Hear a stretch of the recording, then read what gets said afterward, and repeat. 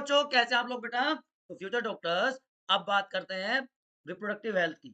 बच्चों, last chapter में हमने डिस्कस किया था कि every organism produces young one of its own kind, और ह्यूमन बीइंग्स का एग्जांपल हमारे सामने है। ह्यूमन बीइंग्स रिप्रोड्यूस करके अपने जैसे ऑफस्प्रिंग्स प्रोड्यूस करते हैं, लेकिन प्रॉब्लम कहाँ पे आई? हमने इस रिप्रोडक्शन प्रोसेस को इतना एक्सप्लॉइट कर दिया बच्चों। जो प्रोसेस है, इट इज एक्सप्लॉइटेड। उसकी वजह से क्या हुआ? It results in drastic increase in population size. Last few years में पॉपुलेशन का साइज ड्रास्टिकली इंक्रीज हुआ है, और इसकी वजह से कुछ इश्यूज हमारे सामने आने लगे पॉपुलेशन इंक्रीज की वजह से, जैसे रिप्रोडक्टिव हेल्थ को लेकर, राइट? एसटीडीज में सेक्सुअली ट्रांसमिटेड डिजीजेस इंक्रीज होने लगी। तो इस तरह की प्रॉब्लम को देकर आने लगा। Now the question arises, what is reproductive health? उसको डील करें उससे पहले मैं आपको डाटा शो करता हूं कि इनिशियली जो पॉपुलेशन 1 बिलियन थी, एंड लास्ट फ्यू इयर्स में ड्रास्टिक इंक्रीज होने की वजह से it reached up to 7.4 billion presently. ठीक है? तो इसकी वजह से बहुत सारी प्रॉब्लम्स अराइजेस होने लगी, और इस कंडीशन को क्या कहते हैं बच्चों? This is known as population explosion. There are various causes of population explosion and problems caused by this population explosion. We will discuss it. तो सबसे पहले जो बात आती है कि ये रिप्रोडक्टिव हेल्थ होती क्या है, और कौन से इश्यूज हैं जो इससे रिलेटेड होते हैं। तो इसमें सबसे पहले बच्चों फैमिली प्लानिंग को इंक्लूड किया जाता है, pregnancy and child care, contraceptive methods, and treatment of sexually transmitted diseases. ये सारी चीजें हम इसमें डिस्कस करने वाले हैं। तो according to world world health organisation WHO की डेफिनेशन क्या है? कि टोटल वेलबींग, जिसमें क्या क्या आ जाते हैं? कई सारे एस्पेक्ट्स आ जाते हैं टोटल वेलबींग में। Physical, social, and emotional. Emotional के साथ आप बिहेवियरल भी लिख सकते हैं इसमें, बिहेवियरल एस्पेक्ट्स ऑफ रिप्रोडक्शन। तो ये सारे अगर सही हैं, then it is known as reproductively healthy organism, कि जहां पे फिजिकल एंड फंक्शनिंग हो रिप्रोडक्टिव ऑर्गन्स की। Now the question arises, why it is so important to maintain reproductive health, and what are different methods to achieve it? तो what are the problems? First of all हम problems की बात कर लेते हैं। Strategy से पहले हम problems की बात करते हैं। What are the problems caused due to this problems? तो problems में सबसे पहली बात जो आती है बच्चों, it results in over population. Drastic increase की हमने ऑलरेडी बात कर ली, तो ओवर पॉपुलेशन इज कॉज्ड। उसके बाद अर्ली मैरिजेस, ये इसका एक रीजन है। रिप्रोडक्टिव हेल्थ की वजह से जो प्रॉब्लम्स आती हैं, मदर हेल्थ,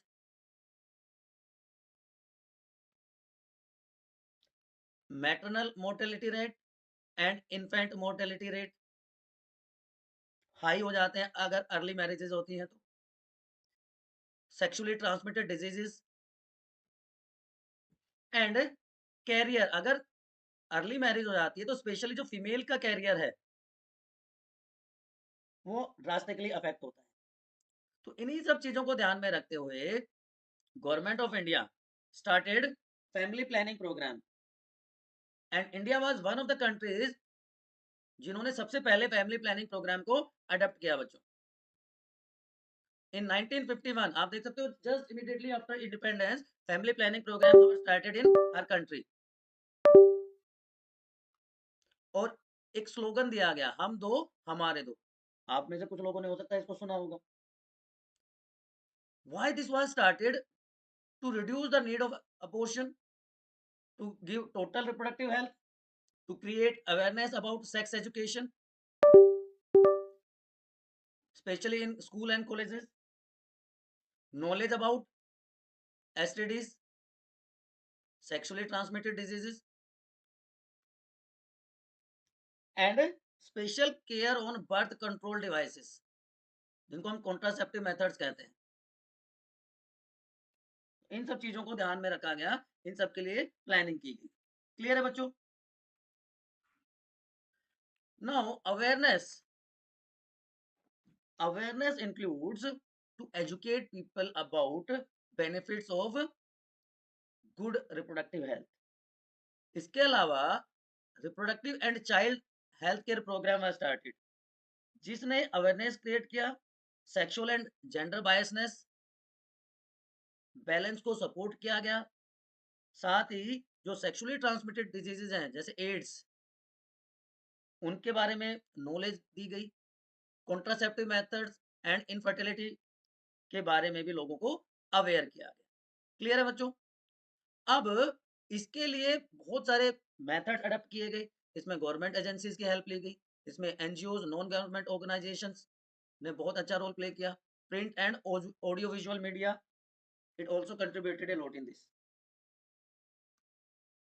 नाउ ये सारे स्टेप्स, जिसमें से मैंने आपको अवेयरनेस के बारे में ऑलरेडी अभी बताया कि स्कूल और कॉलेजेस में सेक्स एजुकेशन को प्रमोट किया जाए, creating awareness about sexually transmitted diseases, method of contraception and fertility.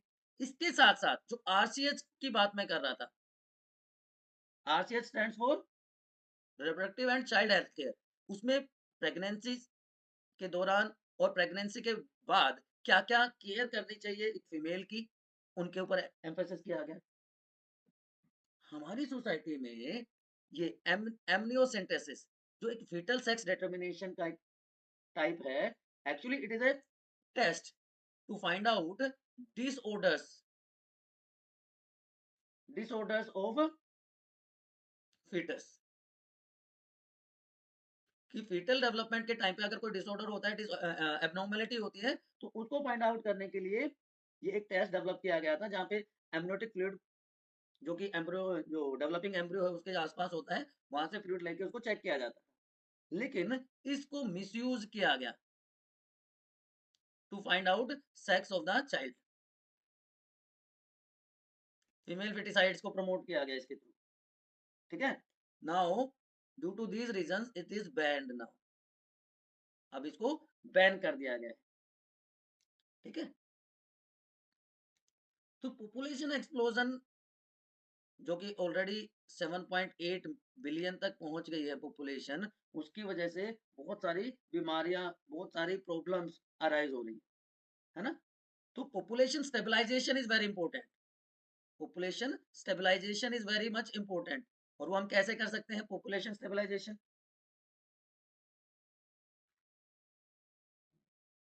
Change in population size, clear? Preventive measures जिनको हम बर्थ कंट्रोल मेथड्स कहते हैं, ये बहुत जरूरी हो जाते हैं। What are the causes of population explosion? Due to better medical facility, जो इन्फेंट मोर्टेलिटी रेट है, जो न्यूबॉर्न बेबीज की डेथ हो जाती थी, या मैटरनल मोर्टेलिटी रेट है वो डिक्रीज हो गया। देखिए आपका एक कंपैरिजन 2011 में जो लाइफ एक्सपेक्टेंसी थी फीमेल्स की 76.8 ईयर्स थी, जो बढ़ के 77.4 हो गई है। इसके अलावा बेटर मेडिकल फैसिलिटीज मिलने लगी है, तो उसकी वजह से पॉपुलेशन का साइज ड्रास्टिकली इंक्रीज हुआ है। हमारे देश की जो पॉपुलेशन है, जो वो 1.7% पर ईयर के हिसाब से बढ़ रही है according to 2001 census.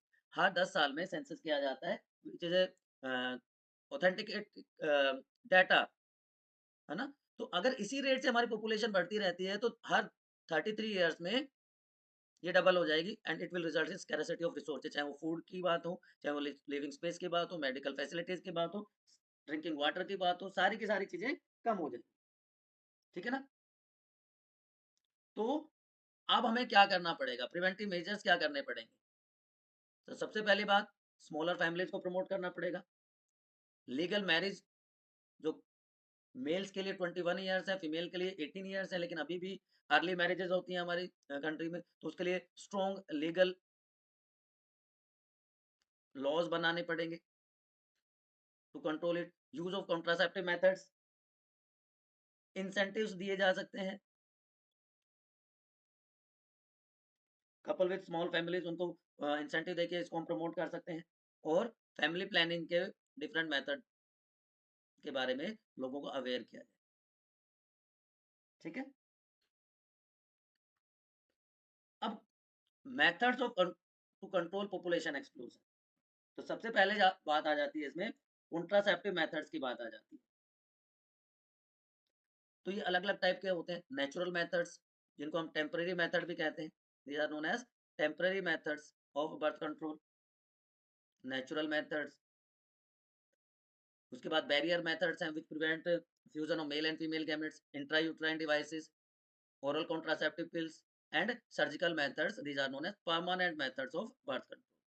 Surgical method को परमानेंट मेथड कहा जाता है।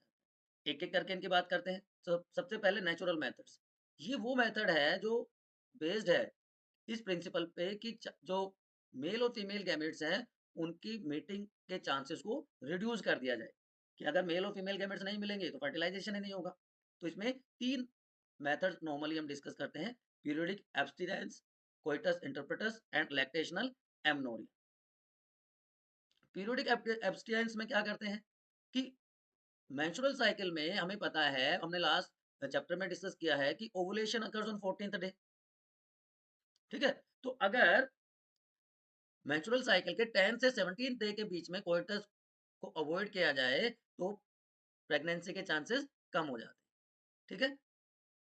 दूसरा क्या है कि कोइटस इंटरप्टस, कि इजैकुलेशन से जस्ट पहले जो मेल रिप्रोडक्टिव ऑर्गन्स है, पीनस है, उसको फीमेल वेजाइनल ट्रैक से बाहर निकाल लिया जाए। बट ये एक रिस्की मेथड है, क्योंकि हमने पढ़ा था जो बल्बो यूरिथ्रल ग्लैंड है, bulbo urethral gland secretes some amount of sperms even before actual ejaculation, तो वो एक फेलियर मेथड हो जाता है। And third one is lactational amenorrhoea, कि जब मदर ब्रेस्ट फीडिंग करवाती है तो मेंस्ट्रुएशन नहीं होता, मेंस्ट्रुअल साइकिल नहीं होती, ओवुलेशन नहीं होता। ठीक है। तो chances of pregnancies are almost nil, but this method is effective only for 6 months। ये मेथड सिर्फ 6 months के लिए इफेक्टिव है after parturition, after child birth. तो उसके अलावा हम क्या कर सकते हैं, हम कुछ बैरियर मेथड्स के लिए जा सकते हैं। बैरियर मेथड्स में क्या आ जाते हैं कि ऐसे सारे मेथड जो फिजिकल बैरियर का काम करते हैं, जिससे मेल और फीमेल जो गैमेट्स हैं वो फ्यूज ना हो पाए।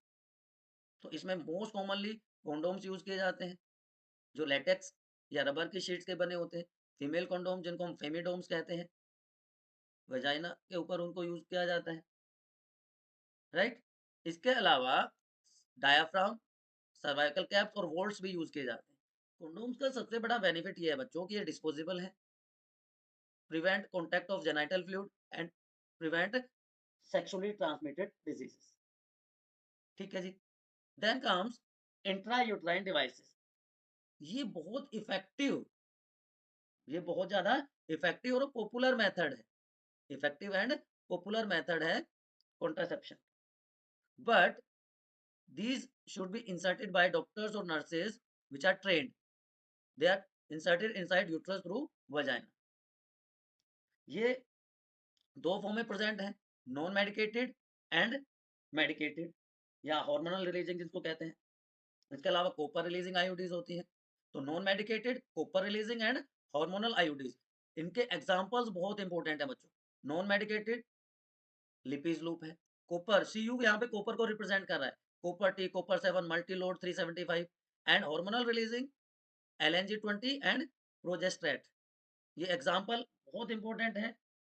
अब ये क्या करते हैं, जो हार्मोनल रिलीजिंग आईयूडीज है, ये तो कॉपर रिलीजिंग की बात कर रहे हैं हम पहले। कॉपर रिलीजिंग आयन आईयूडीज में क्या है, कॉपर आयंस है। तो ये कॉपर आयंस हैं, ये सप्रेस कर देते हैं स्पर्म की मोटिलिटी को, और फर्टिलाइजिंग कैपेसिटी स्पर्म की रिड्यूस हो जाती है। एट द सेम टाइम जो हार्मोनल रिलीजिंग आईयूडीज है, ये यूट्रस को अनस्टेबल कर देते हैं, जिससे इम्प्लांटेशन नहीं हो पाता, तो फिटस की डेवलपमेंट नहीं होगी। क्लियर है बच्चों? But there are certain drawbacks also, इसके कुछ हार्मफुल इम्पैक्ट्स भी कह सकते हैं हम, ड्रॉबैक्स भी है इसके, कि इन्फेक्शन का रिस्क है, रिस्क ऑफ इन्फेक्शन, क्योंकि कॉपर है तो कुछ फीमेल्स में एलर्जिक रिएक्शंस हो जाती है। Then they can cause excessive bleeding and pain, sometimes they comes out without knowledge of female, risk of proliferation of uterus. So these are some of the drawbacks of intrauterine devices. तो हम जाते हैं फिर oral contraceptive methods की तरफ, जिनको हम oral contraceptive pills भी कहते हैं। ये टैबलेट्स की फॉर्म में यूज की जाती है, इसलिए इनको क्या कहा जाता है, पिल्स। ठीक है जी। पिल्स जो है 20 डे तक लगातार ली जाती है, except first 5 days of menstrual cycle. ठीक है, and after gap of 7 days they are continued again. Hormonal pills जो है ना, वो 4 तरह से एक्ट करती है। Hormonal pills acts in 4 ways। सबसे पहला, दे इनहिबिट ओव्यूलेशन, जो ओव्यूलेशन ही नहीं होगा तो प्रेगनेंसी नहीं होगी। Secondly, they reduce motility and secretory activity of oviduct, inhibit secretory activity of fallopian tube, secretory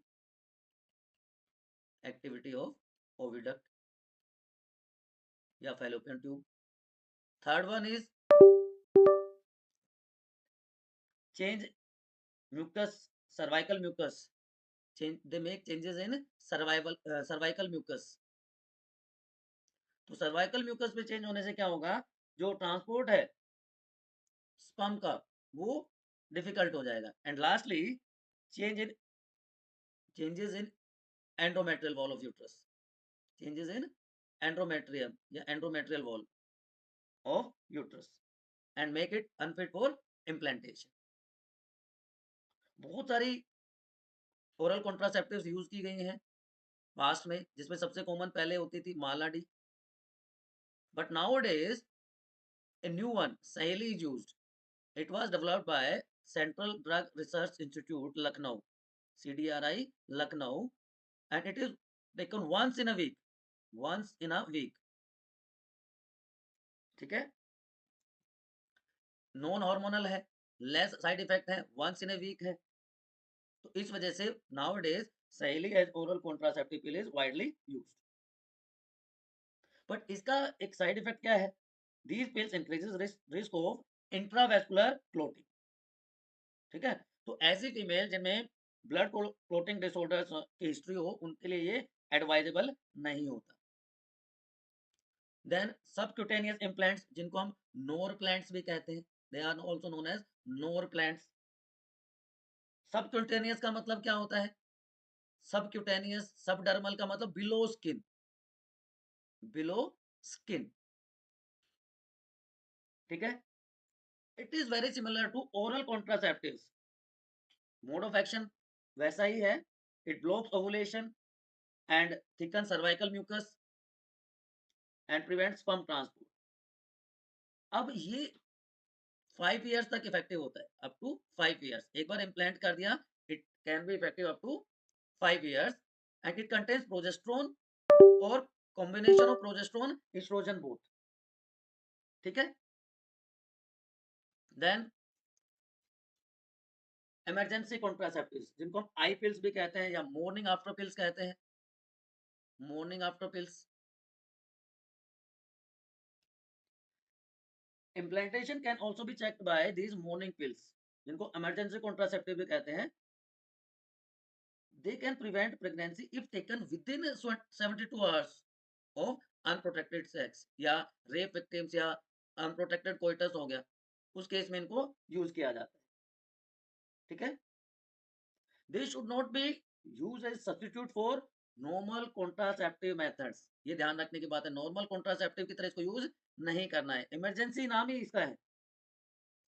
then permanent method या सर्जिकल मेथड्स, स्टरलाइजेशन मेथड भी कहते हैं। मेल में इसको क्या कहा जाएगा? वैसेक्टोमी। फीमेल में इसको कहेंगे ट्यूबेक्टोमी। फीमेल में क्या करेंगे? फैलोपियन ट्यूब का एक पार्ट कट करके उसको टाई कर दिया जाता है। Likewise in case of males जो वैस इफरेंस है उसका एक पार्ट कट करके उसको टाई कर दिया जाता है। These are permanent methods.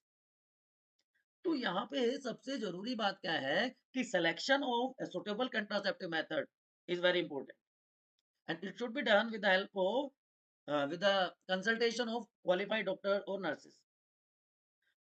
हमें एक चीज और यहाँ पे ध्यान रखने की जरूरत है बच्चों कि contraceptives are not regular requirements for keeping good reproductive health because they are against natural contraception या pregnancy.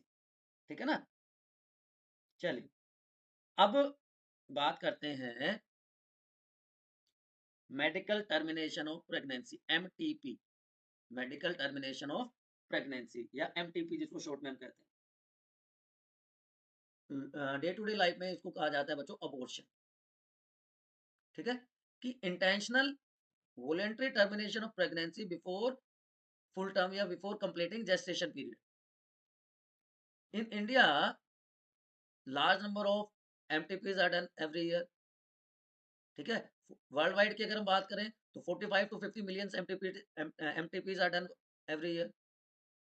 ठीक है और इसकी हमने बात करी थी 1971 में। क्या किया गया था? जो एमनियोसिंथेसिस था उसका मिसयूज स्टार्ट हो गया तो इंडियन गवर्नमेंट ने एमटीपी को भी बैन कर दिया था। ठीक है एंड इसी के कंटिन्यूएशन में एमनियोसिंथेसिस, चलो मैं लिख देता हूँ क्योंकि इससे सेक्स डिटर्मिनेशन होने लगा था। Medical termination of pregnancy MTP amendment act आया। अमेंडमेंट एक्ट आया 2017 में, 2017 में। ठीक है ना? According to this act MTP is allowed during first 12 week of pregnancy. First 12 week में वो सेफ होता है, अलाउड है। ठीक है but in rare cases up to 24 weeks. दो मेडिकल रजिस्टर्ड मेडिकल प्रैक्टिशनर्स की ओपिनियन इसके लिए जरूरी है। ठीक है तो ये भी आपको याद रखना है कि अमेंडमेंट एक्ट कब आया और इसको बैन कब किया गया, है ना? ये क्यों जरूरी हो जाता है? कुछ केसेस में अनवांटेड प्रेगनेंसी हो जाती है, अर्ली मैरिजेज हो या कुछ रेप विक्टिम्स हो, उनके केस में ये जरूरी हो जाता है। बट ऐसी कंडीशन में कंटिन्यूएशन या प्रेगनेंसी जब दोनों मदर या बेबी के लिए खतरा हो तो उस केस में भी एमटीपी किया जा सकता है। एमटीपी वही एक्ट के अकॉर्डिंग फर्स्ट ट्राइमेस्टर या 12 वीक्स ऑफ प्रेगनेंसी में क्वालिफाइड मेडिकल पर्सनल की प्रेजेंस में and it should not be done after fetal sex determination. उसके बाद बात आती है बच्चों सेक्सुअली ट्रांसमिटेड डिजीजेस की जिनको हम एसटीडीज भी कहते हैं। They are also known as RTI reproductive tract infections या VD venereal diseases. Venereal diseases भी कह सकते हैं, रिप्रोडक्टिव ट्रैक इन्फेक्शन भी इनको कहा जाता है। These are the diseases which are transmitted through sexual intercourse. ठीक है अब they can be caused by positive organism के कौन कौन हो सकते हैं? They can be caused by bacteria, viruses, protozoans, chlamydians, nematodes, different type of organisms. ठीक है जी मोड ऑफ ट्रांसमिशन ऑलरेडी मैंने बता दिया। ठीक है अब बहुत सारे सेक्सुअली ट्रांसमिटेड डिजीजेज होते हैं, gonorrhoea, syphilis, trichomoniasis, chlamydiasis, herpes, genital warts, hepatitis B, AIDS. देखो बच्चों अगर वायरल है एसटीडी तो there is no cure like in case of AIDS. ठीक है तो चलिए एक एक करके इनकी बात करते हैं हम। AIDS and hepatitis B. AIDS का पॉजिटिव ऑर्गेनिज्म क्या है? बहुत सारे लोग इसको एचआईवी कहते हैं but it is positive organism, human immunodeficiency virus, HIV इसको कॉज करता है। ठीक है जी mode of transmission. Mode of transmission कैसे होता है? Unprotected sex, sharing needle syringes with the infected person, ठीक है जी, from mother to infected mother to foetus and blood transfusion. और जो मैं आपको बता रहा था कि except for hepatitis B and HIV और genital herpes, all other STDs are completely curable if regular treatment is taken. Symptoms क्या होते हैं? Itching, pain, swelling in genital area, bleeding, and these are a major threat to healthy society. So that's why it is said that prevention is better than cure. So there is no need to panic because prevention is possible. ये सारी की सारी diseases हैं, उनके causative organisms हैं। आप इसका screenshot ले लीजिए, बहुत इंपॉर्टेंट होने वाला है आपके लिए। मैं एक एक की डिटेल भी आपको बता रहा हूँ। Neisseria, sorry, gonorrhoeae, it is caused by bacteria, Neisseria gonorrhoeae. Symptoms क्या है? Inflammation of urethra with pus, painful urination, inflammation of prostate gland and epididymis males में, जबकि फीमेल्स में discharge of pus and infection in vagina, ठीक है जी। 1% silver nitrate solution in infants eye prevents infection. Antibiotics like penicillin and tetracycline are very effective. इसके अलावा एक और एंटीबायोटिक है सेफ्ट्रेक्सोन, जो सबसे ज्यादा इफेक्टिव है इस बैक्टीरिया को कंट्रोल करने के, ठीक है जी। ये कुछ सिम्टम्स हैं, थ्रोट में हो सकता है, आई में हो सकता है, जेनाइटल ऑर्गन्स में हो सकता है। So it is very serious condition. दूसरा है syphilis, it is also a bacterial RTI which is caused by Trypanosoma pallidum, sexual contact, blood transfusion from infected mother to fetus। ये अलग अलग स्टेजेस में हो सकता है। प्राइमरी स्टेज में पेनलेस होता है, सोर्स हो जाते हैं, जिनको कैंक्रे कहते हैं। उसके बाद सेकेंडरी स्टेज जो 6 to 24 वीक्स के बाद होती है, एंड फाइनली लेटेंट फेज जो कि 20 ईयर्स तक लास्ट कर सकती है। यहाँ पे भी देखिए स्टेज 1, स्टेज 2, स्टेज 3, ये सारी की सारी स्टेजेस के आप इंपॉर्टेंट फीचर्स देख सकते हैं, and these are the different types and symptoms, ठीक है जी। सिफिलिस सीरियस है, we need to give attention. AIDS की हम बात कर रहे थे ऑलरेडी, HIV की हमने बात कर ली, लेकिन कुछ और चीजें आपके बारे इसके बारे में आपको बताता हूँ। 2 टेस्ट हैं एड्स के डिटेक्शन के लिए। एलाइजा, ELISA, एंजाइम लिंक्ड इम्यूनोसोर्बेंट एसे, एंजाइम लिंक्ड इम्यूनोसोर्बेंट एसे, इम्यूनोसोर्बेंट एसे, ये डिटेक्शन के लिए यूज किया जाता है। उसके अलावा western blotting can be done. जो एलाइजा है बच्चों, वो एंटीजन एंटीबॉडी इंटरेक्शन के ऊपर बेस्ड है, ठीक है। There is no cure for this. इसका इंक्यूबेशन पीरियड, एड्स का इंक्यूबेशन पीरियड 6 मंथ से लेके 10 ईयर्स तक हो सकता है, ठीक है। NACO, national AIDS control organisation, इसकी फील्ड में बहुत काम करती है। रेड रिबन इसका सिंबल है, and first day is treated as AIDS, clear. चलिए उसके बाद chlamydiasis, positive organism is chlamydia trachomatis. ये सिम्टम्स हैं thick discharge, painful urination in males, pelvic soreness, lower back pain, abdominal pain in females. Treatment इसमें वही antibiotics like tetracycline और doxycycline. Mother से fetus में हो जाता है, ठीक है। मेल फीमेल दोनों अफेक्टेड हो सकते हैं। It can cause ectopic pregnancy. Ectopic pregnancy क्या होता है कि नॉर्मली एंडोमेट्रियल वॉल में जाके इम्प्लांटेशन होता है, लेकिन अगर एंडोमेट्रियल वॉल की जगह किसी दूसरे एरिया में इम्प्लांटेशन होता है, then it is known as ectopic pregnancy. Chancroid, Haemophilus ducreyi से होता है, इंक्यूबेशन पीरियड बहुत कम है। Single dose of antibiotics is very effective. Female में कोई एक्सटर्नल सिम्टम्स दिखाई नहीं देते, ठीक है। उसके अलावा भी और बहुत सारे हैं। हेपेटाइटिस बी किससे होता है, चलो बताओ। Hepatitis B is caused by hepatitis B virus, ठीक है। Genital herpes is caused by herpes simplex virus, herpes simplex virus. But main जो थी वो सारी मैंने आपको बता दी। वार्ड्स किससे होता है, चलिए वार्ड्स के बारे में, genital wards, it is caused by human papilloma virus, HPV, human papilloma virus causes genital wards. अब बच्चों ये वार्ड्स की डिटेल आप देखिए, ह्यूमन पैपिलोमा वायरस कॉज कर रहा है इसको, ठीक है ना।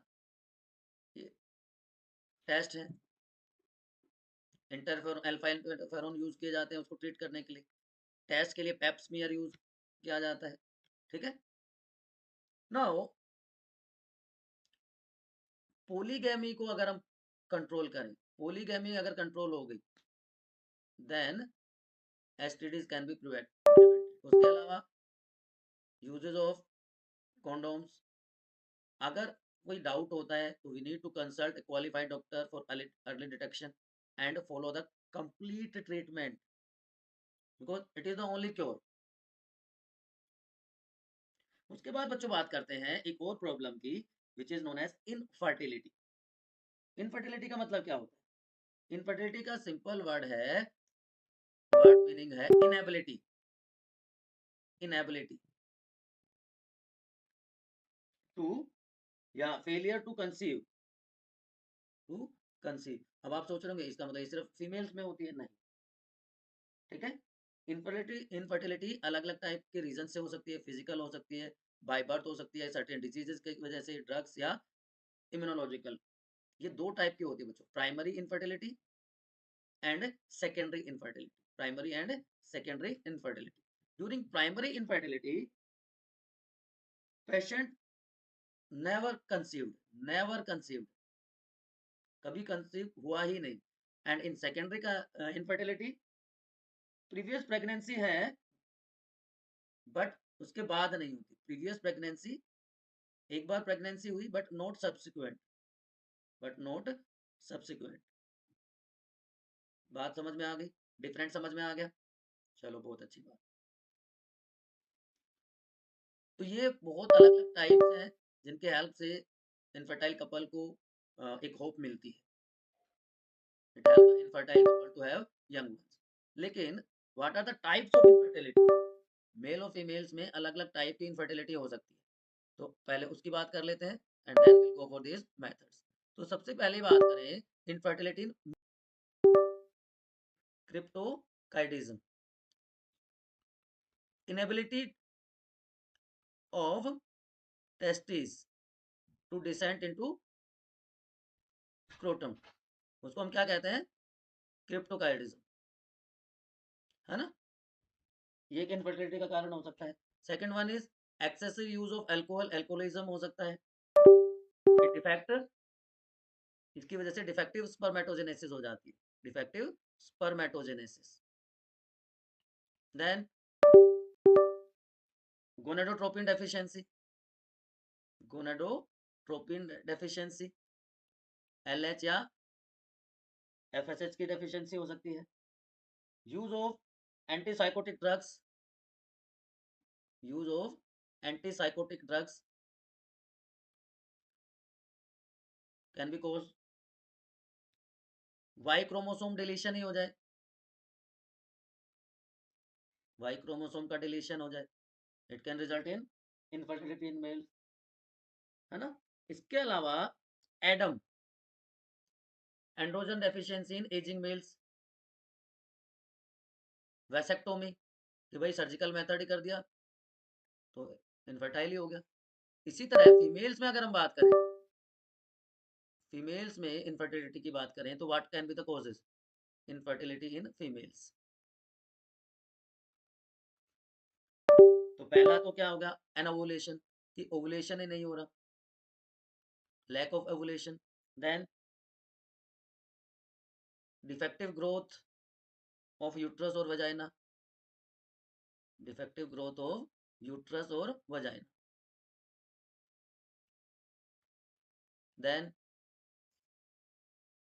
क्रोनिक एंडोमेरिटिस, क्रोनिक एंडोमेरिटिस ये क्या होता है, कभी सुना है आप लोगों ने? ये जो एंड्रोमेट्रियल वॉल है वो अनफेवरेबल हो जाती है फॉर इम्प्लांटेशन। एक्टोपिक प्रेगनेंसी थोड़ी देर पहले मैंने बताया था, बताओ फटाफट कमेंट सेक्शन में। एक्टोपिक प्रेगनेंसी की एंड्रोमेट्रियल वॉल की जगह कहीं और जाके इम्प्लांटेशन हो जाए। Early marriages are one of the causes and surgical method tubectomy. ठीक है, तो these are the some of the causes. अब ट्रीटमेंट क्या है, what are the various ways to overcome infertility. तो बहुत सारे टेक्निक्स, बहुत सारे मेथड्स डेवलप किए गए हैं जिनको कंबाइंडली हम डिस्कस करते हैं in the form of art, ART, assisted reproductive technologies, assisted reproductive technologies, AR। इसमें बहुत सारे मेथड्स को हम डिस्कस करने वाले हैं।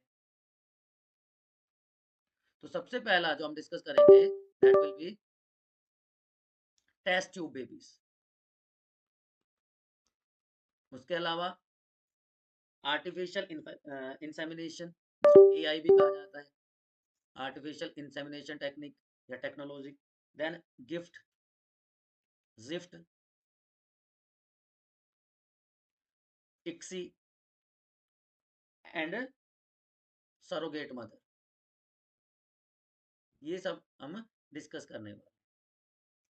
तो सबसे पहले बात आती है IVF, इन विट्रो फर्टिलाइजेशन। इसको हम बाद में डिस्कस करेंगे, या इसको सिंपल वर्ड में इन विट्रो फर्टिलाइजेशन को टेस्ट ट्यूब बेबी कहा जाता है, इन विट्रो फर्टिलाइजेशन। लेकिन बहुत सारे लोग ये सोचते होंगे कि भाई टेस्ट ट्यूब में बेबी कैसे पैदा हो सकता है। टेस्ट ट्यूब में बेबी पैदा नहीं होता, it is fusion of male and female gametes outside the body of female. Zygote formation mother की बॉडी के बाहर हो जाता है, and then it is allowed to divide and form embryo, and the embryo is implanted into the fallopian tube, yeah, sorry, implanted in uterus, whether where it develops into a normal fetus। ठीक है, तो क्या किया, test किए, diagnosis किया, ovarian stimulation दिया hormonal injection के through, egg को कलेक्ट किया, दूसरी तरफ स्पर्म को कलेक्ट किया मेल से, फर्टिलाइजेशन अकर्स, जाइगोट बन गया, it is allowed to undergo cleavage up to 8 cell stage, जिसको 8 blastomeres कहते हैं, and this embryo is transferred into the fallopian tube of either mother, or if mother is not suitable for implantation, uterus not flat, uterus में किया जाता है, not fallopian tube।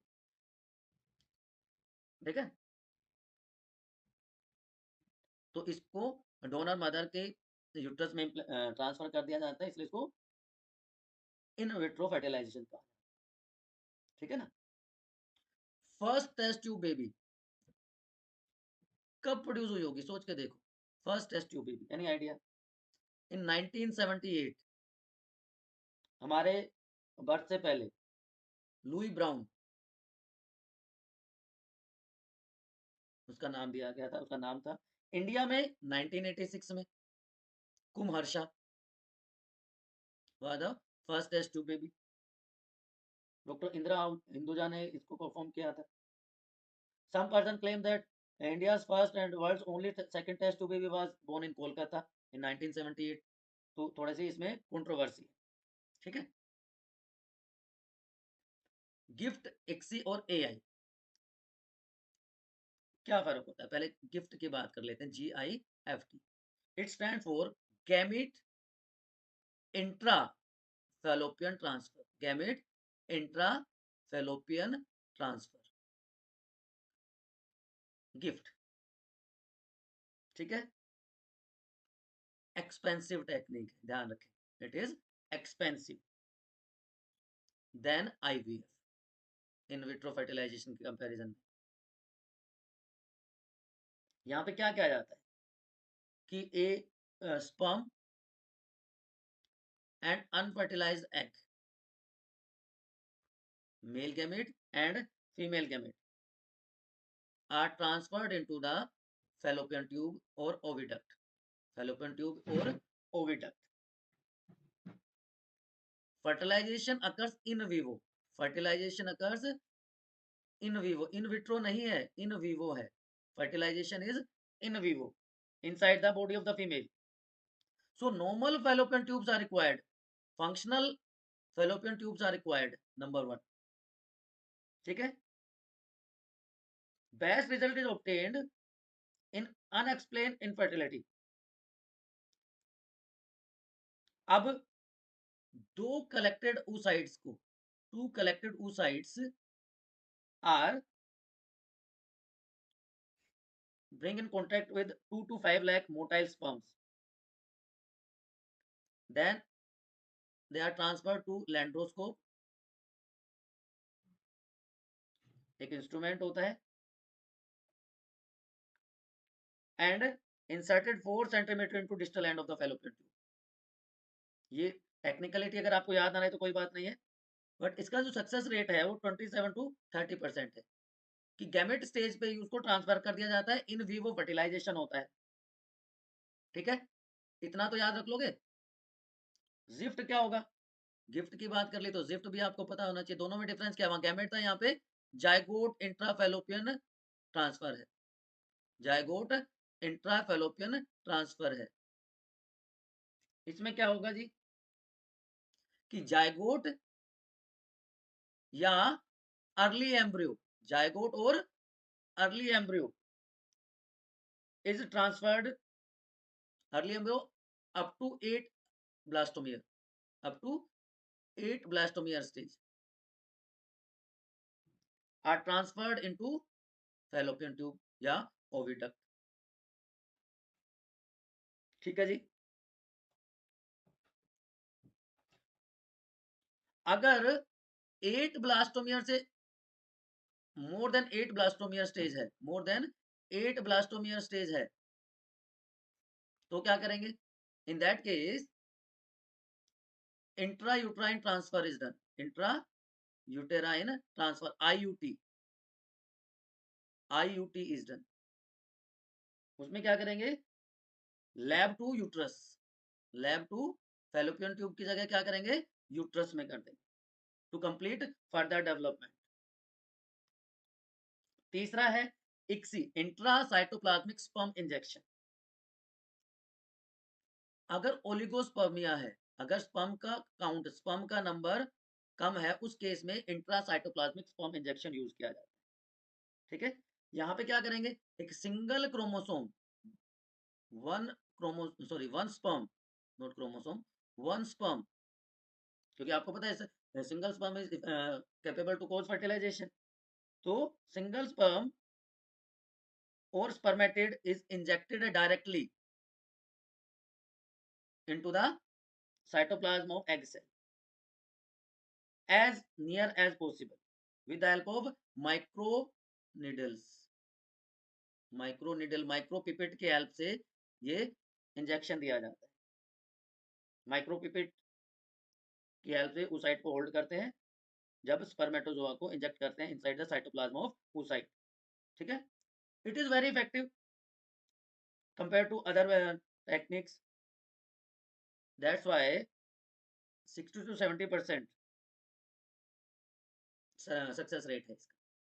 Sperm को directly inject कर देते हैं into the egg cell to form embryo. ठीक है, तो अभी तक हमने किस किस की बात कर ली, हमने गिफ्ट की बात कर ली, हमने गिफ्ट की बात कर ली, हमने टेस्ट ट्यूब बेबी की बात कर ली, हमने IUT की बात कर ली, और हमने एक्सी को डिस्कस कर लिया. अब बात करते हैं आर्टिफिशियल इंसेमिनेशन. आर्टिफिशियल इंसेमिनेशन कि sperms collected either from the husband or from a healthy donor are artificially introduced into the uterus or vagina, ठीक है, of the female.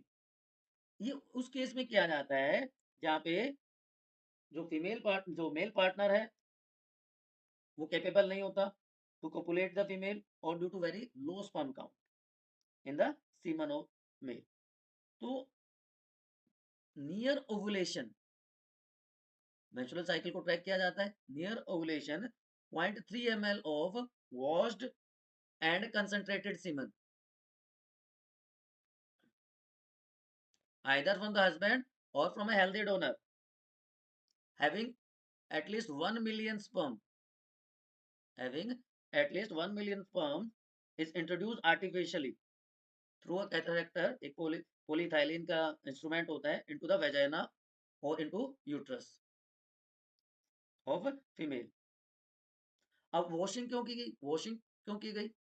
Washing is done to remove protein and prostaglandin, to remove protein and prostaglandin from the semen. Best results obtain होते हैं जब अगर sperm count 10 million के आसपास हो। The fertilising capacity of sperm हमें पता है कितनी होती है, फर्टिलाइजिंग कैपेसिटी होती है 24 to 48 hours. So this process is repeated 2-3 times over a period of 2-3 days. Result या सक्सेस रेट है 20 to 40%। ठीक है। अगर हस्बैंड के स्पर्म डिफेक्टिव है तो artificial donor, artificial insemination donor AID को यूज किया जाता है। तो यहाँ पे क्या करते हैं, semen is taken from the semen bank. ठीक है बच्चों। उसके बाद आ जाता है लास्टली, लास्ट जो मेथड है that is surrogate mother. Surrogate mother में क्या होता है? सरोगेट मदर, किराए की माँ, सरोगेट मदर। इफ जो फैलोपियन ट्यूब है वो डिफेक्टिव है, uterus is not suitable for implantation, उस केस में यूज किया जाता है। Developing embryo, developing embryo is implanted into the uterus, implanted in uterus of another female, another female, जिसको हम सरोगेट मदर कहते हैं, कि रियल मदर को सब्स्टिट्यूट करने वाली लेडी, रियल मदर की जगह सरोगेट मदर को लिया जाता है। ठीक है। बट इन सारे के सारे मेथड्स में हाईली स्पेशलाइज्ड पीपल या doctors and expensive instruments are involve. ठीक है ना। तो सक्सेस रेट भी इनका कम है, एक्सपेंसिव है। तो इससे बचने के लिए अडॉप्टेशन, अडॉप्टेशन, अडॉप्टेशन ही होता है, अडॉप्शन होता है, adoption, yes, adoption is the right word, adoption is done, है ना। और law also permits allows legal adoptions. तो बच्चों ये आपका चैप्टर था। अगर चीजें समझ में आ गई हो तो एक लाइक कर दीजिए। अपने डाउट्स आप जहाँ पे पूछते हैं हमेशा की तरह वहीं से पूछने होते हैं, तो अपने डाउट कमेंट सेक्शन में पूछ लीजिए। अगर चैनल पर नए हैं तो सब्सक्राइब करके शेयर कर दीजिए, and don't forget to share this with your friends. Keep studying. Good luck.